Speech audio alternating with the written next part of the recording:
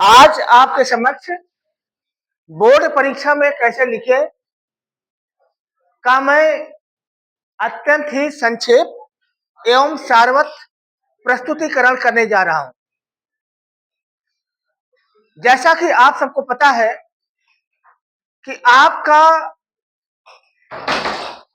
Board की परीक्षा 17 फरवरी से आरंभ होने वाली है और इस परीक्षा में कैसे लिखे इसके बारे में मैं आपको टू द पॉइंट अपने विचारों को रखने जा रहा हूं।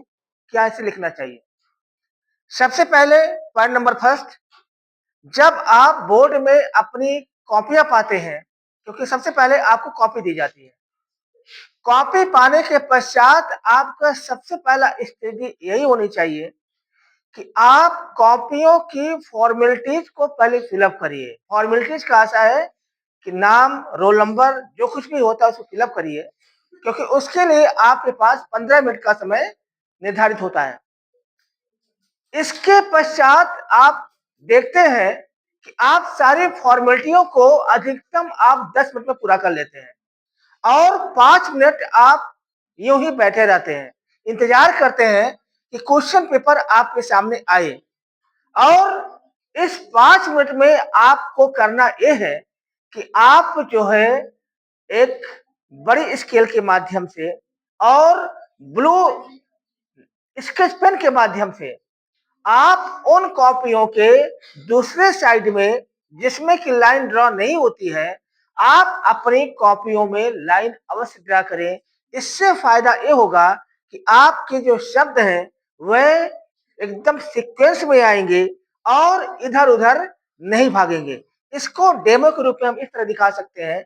जैसे मान लीजिए आपके बोर्ड के कॉपी का पहला पेज है, तो आप बोर्ड के कॉपी में देखेंगे कि आपका जो कह सकते हैं लेफ्ट साइड है, लेफ्ट साइड में लाइन ड्रॉ होती है, लेकिन राइट साइड में लाइन ड्रॉ नहीं होती है। वो आपका वैसे ही होता है। तो आपका काम ये होता है कि आप इधर आप इस तरफ अपने जो है लाइन को ड्रॉ कर ले। मान लीजिए पेज है आपका, एक कॉपी का पेज है, इधर लाइन आपकी ड्रॉ है, इधर कम मार्जिन लेकर के आप स्केल से जो है ब्लू स्केच पेन की सहायता से लाइन को ड्रॉ करें। इससे फायदा ये होगा कि जो आपके शब्द हैं वह इधर उधर भागेंगे नहीं, देखने में सिस्टमेटिक आएंगे और देखने में बहुत ही सुंदर लगेंगे। पहला पॉइंट।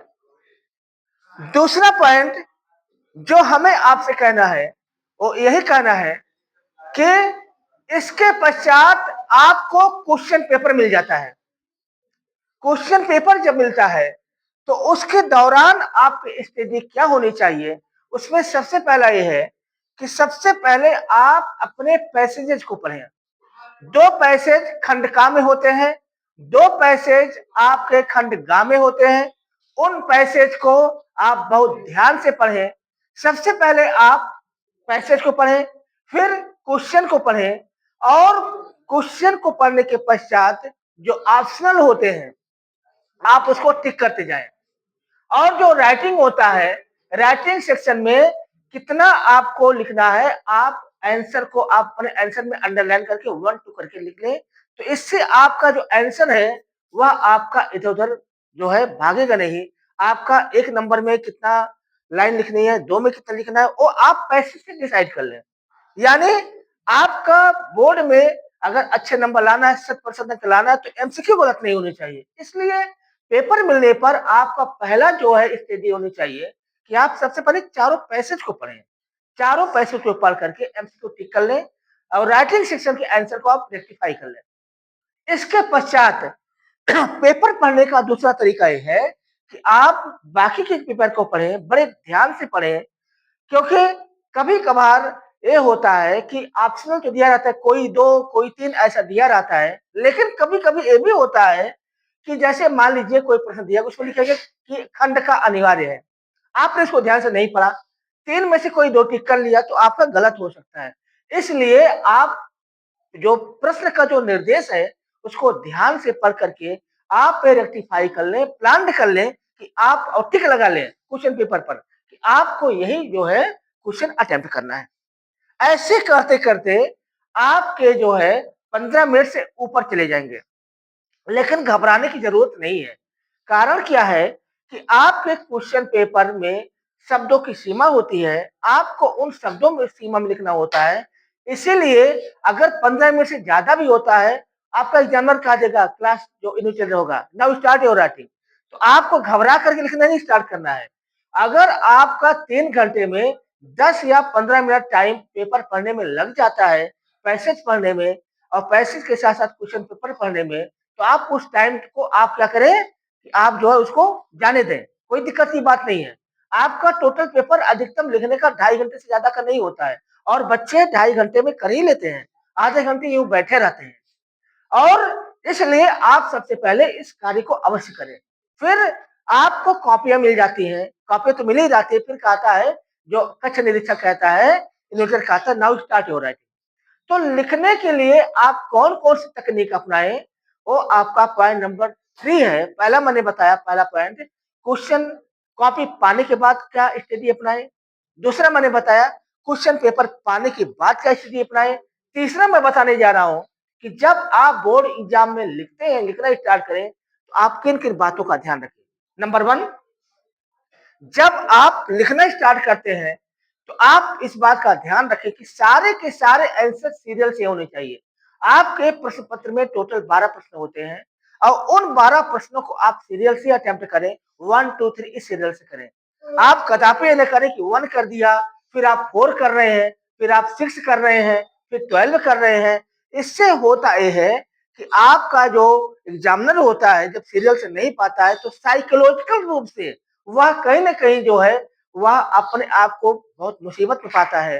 तो वो साइकोलॉजिकल असर आपके मार्किंग पर चला ही जाता है। सीबीएसई का कोई निर्देश नहीं होता है, बट उसका जो माइंड सेटअप होता है, जहां डिस्टर्ब होगा तहां वह आपके मार्किंग को जो है वह बाइफरकेट कर देगा, आपको डिस्टर्ब कर देगा। तो सीरियल से करें point number first. Point number second ये है कि जब आप अपने उत्तर को लिखते हैं तो किस अंक में कितनी लाइन लिखनी है, इसको आप ध्यान रखें। अगर 1 नंबर का है तो ज्यादा से ज्यादा 1 या 2 लाइन, 2 नंबर का है तो 3 या 4 लाइन, अगर आपका 3 नंबर का है तो ज्यादा से ज्यादा 5 या 6 लाइन, और वो भी कम से कम 2 पैरा में या 2-3 पॉइंट में तोड़कर लिखें। अगर आपका उत्तर 5 नंबर का है, क्योंकि 1 का है, 2 का, फिर आपका 5 नंबर का है, 4 का कोई नहीं है, 5 नंबर नहीं, 4 का भी, सॉरी, अगर 4 का है, 4 का आपका विचार में आता है। अगर 4 नंबर का है तो आप ध्यान रखें कि आप जो है अधिकतम 10 लाइन लिखेंगे। कितनी लाइन? 10 लाइन। 10 लाइन से ज्यादा नहीं लिखनी है, और उस 10 लाइन को आप चाहें तो 2 या 3 पैरा में 3-3 लाइन करके तोड़ करके लिख दें। ठीक है। अगर आपका 5 नंबर का है तो 5 नंबर का मतलब हुआ कि आप उस 5 नंबर में ज्यादा से ज्यादा आप कितना लिखेंगे? 10 से 12 लाइन।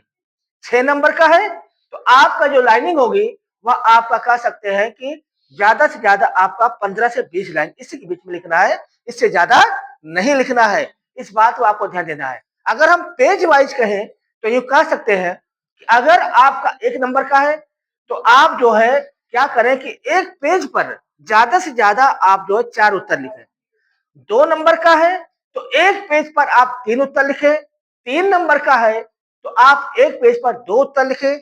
4 नंबर का है तो आप क्या करें कि एक पेज पर आप क्या करें और दूसरा पेज का हाफ, दूसरे पेज का हाफ मिला करके आप 2 उत्तर लिखें। ठीक है, क्योंकि 2 से ज्यादा लिखना नहीं आता है। अगर आपका 5 नंबर का है तो एक पेज पर लिखे, एक पेज पर ध्यान रखें कम से कम आपके पेज की 3-4 लाइन छूट जानी चाहिए, इस तरीके से। और जब छूटता है तो आप क्या करें कि इस टाइप का एरो बना दें। इस टाइप का आपका एरो बनेगा, जैसे आपका एरो बनेगा, एक लंबी लाइन खींची, ऐसे खींची, 3 लाइन करके बना दें, तो ये आपका इंडिकेशन हो जाएगा कि आपका उत्तर पूरा हो गया। अब जहां तक 6 नंबर की बात है, 6 नंबर आपका एक ही प्रश्न आता है, रचनात्मक प्रश्न, और वो भी 6 नंबर का होता है, 1.5 पेज में लिखे, 1.5 पेज से ज्यादा न लिखे, एक पेज बोर्ड की कॉपी का और हाफ पेज, और इससे ज्यादा आपको लिखने की आवश्यकता नहीं है। तो मैंने आपको सेकंड पॉइंट में बताया कि किस तरीके से आप कितने पेज में कितने लाइनों में लिखे, इसको आप ध्यान में रखें। अब अगला पॉइंट, जब आप उत्तर लिखते हैं तो ध्यान रखें कि उत्तर लिखने का 2 ही फॉर्मेट होगा, या तो आप पैरा चेंज करके लिखें या तो पॉइंट वाइज लिखें। 1 और 2 नंबर के उत्तरों को आप पॉइंट में लिखें, 3 नंबर, 4 नंबर, 5 नंबर और 6 नंबर को आप पैरा चेंज करके लिखें। अगला पॉइंट, जब आप अपने उत्तर को लिखते हैं, तो इस बात का ध्यान रखें कि आपका क्वेश्चन का पार्ट आपके उत्तर में सबसे पहले आना चाहिए। जैसे फॉर एग्जांपल प्रश्न आ गया, लुट्टन पहलवान ढोलक को अपना गुरु क्यों मानता था?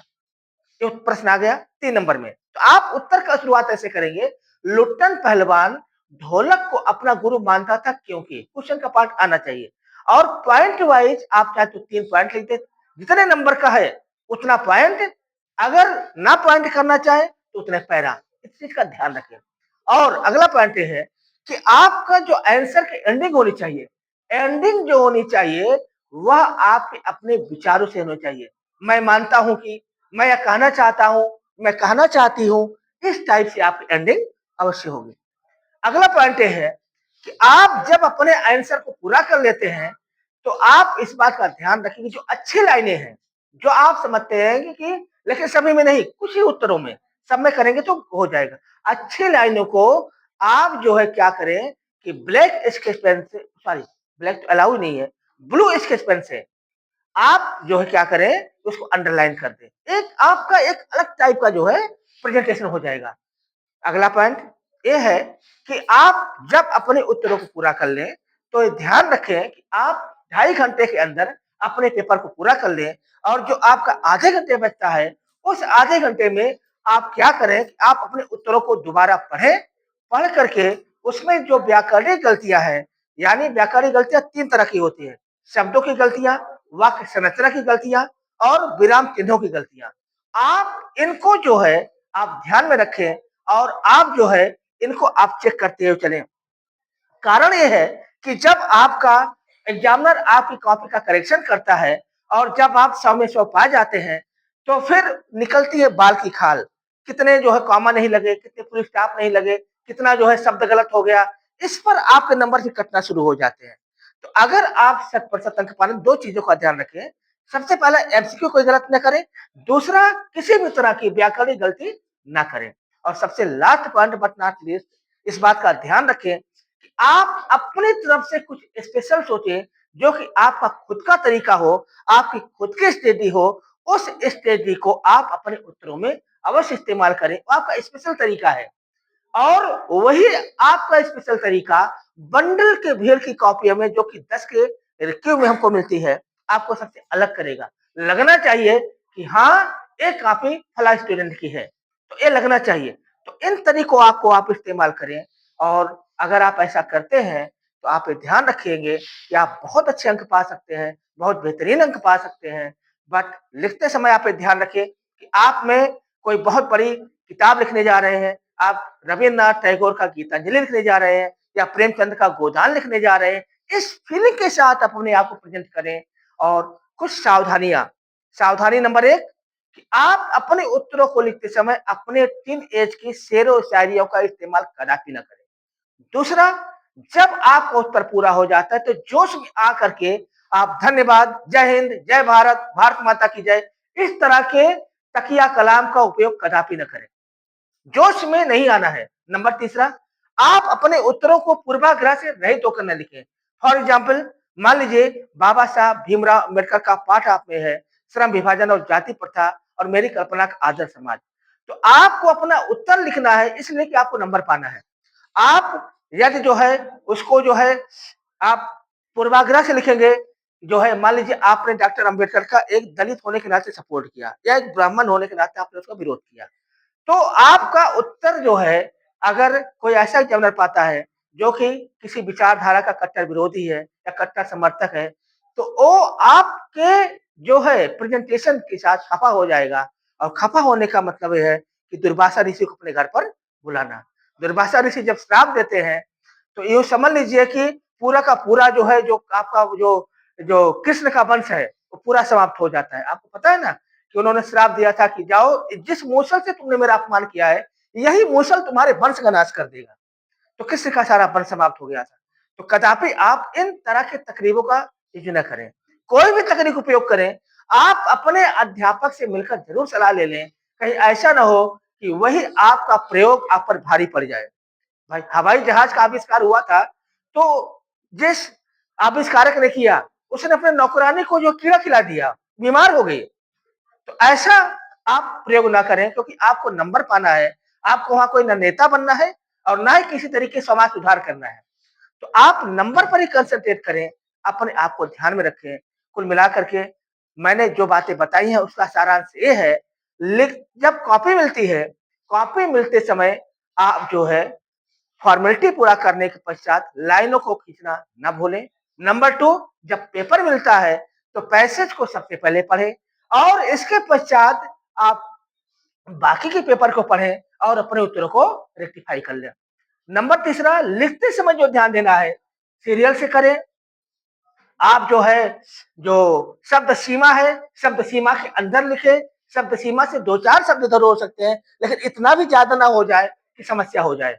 अगला ये है कि आप जो है पॉइंट वाइज़ उत्तर लिखें या पैरा चेंज करके लिखें और आप जो है उत्तर पूरा होने के पश्चात ऐसा टाइम टेबल बनाएँ कि जो है वह आपका 3 घंटे में पूरा हो जाए। और इस चीज़ को ज़रूर ध्यान रखें, एग्ज़ाम में आप blue pen, blue sketch pen और बड़ी स्केल लेकर के ज़रूर जाएँ और कोई भी सामग्री ले जाने की आवश्यकता नहीं है, सिवाय आपके एडमिट कार्ड के, या अगर माँगते हैं तो अपने आधार कार्ड के। इसके अलावा कुछ भी लेने की ज़रूरत नहीं है। इन्हीं शब्दों के साथ मैं अपनी बात को समाप्त करता हूँ। उम्मीद है आप इन बातों को ध्यान देंगे और बोर्ड में आप इस लायक अपने को बनाएँगे कि आपका प्रेज़ेंटेशन सीबीएसई के पोर्टल पर आएगा, सीबीएसई बोर्ड की साइट पर आएगा, टॉपर शीट में आएगा। इस विश्वास के साथ मैं अपनी बात को समाप्त करता हूँ, मैं अपनी वाणी को विराम देता हूँ। आप सबने हमको ध्यान से सुना, आप सबको धन्यवाद। जय हिंद, जय भारत।